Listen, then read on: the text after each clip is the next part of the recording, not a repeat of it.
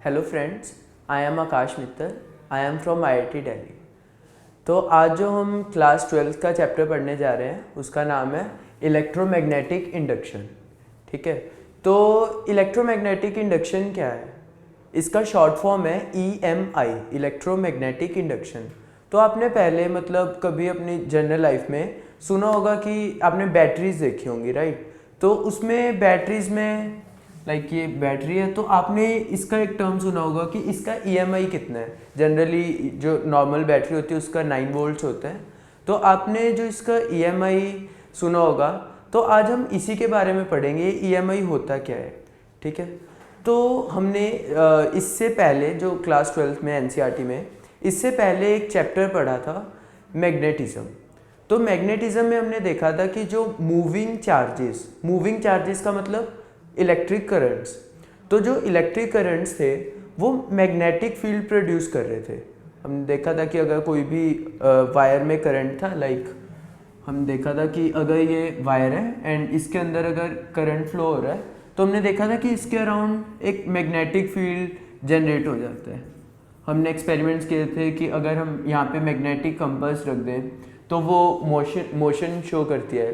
ठीक है, तो हमारे पास एक फराडे साइंटिस्ट थे, तो उन्होंने सोचा कि अगर मूविंग चार्जेस मैग्नेटिज्म प्रोड्यूस कर सकते हैं, कि अगर करंट फ्लो कर रहा है तो उसकी वजह से मैग्नेटिक फील्ड जनरेट हो सकता है, तो क्या मैग्नेटिक फील्ड के जनरेट होने से या फिर उसके चेंज होने से इलेक्ट्रिक करंट प्रोड्यूस हो सकता है। तो इसी थॉट ने उनको आइडिया दिया इस पूरे EMI कॉन्सेप्ट का। ठीक है, तो ये था आइडिया कि अगर if moving charges can produce magnetic field,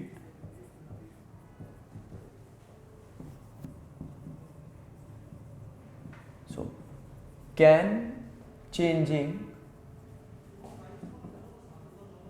magnetic field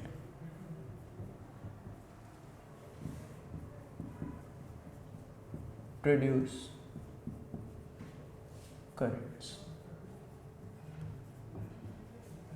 सो ये पूरे EMI चैप्टर का जो बेसिक क्वेश्चन है वो यही है कि अगर करंट के चेंज होने से मैग्नेटिक फील्ड प्रोड्यूस हो सकता है, तो क्या मैग्नेटिक फील्ड के चेंज होने से इलेक्ट्रिक करंट प्रोड्यूस हो सकता है क्या?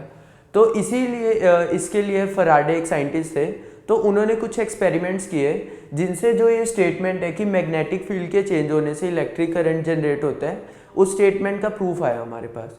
तो इसलिए अभी हम जो फराडे ने एक्सपेरिमेंट किए थे इस स्टेटमेंट को प्रूव करने के लिए वो हम देखेंगे।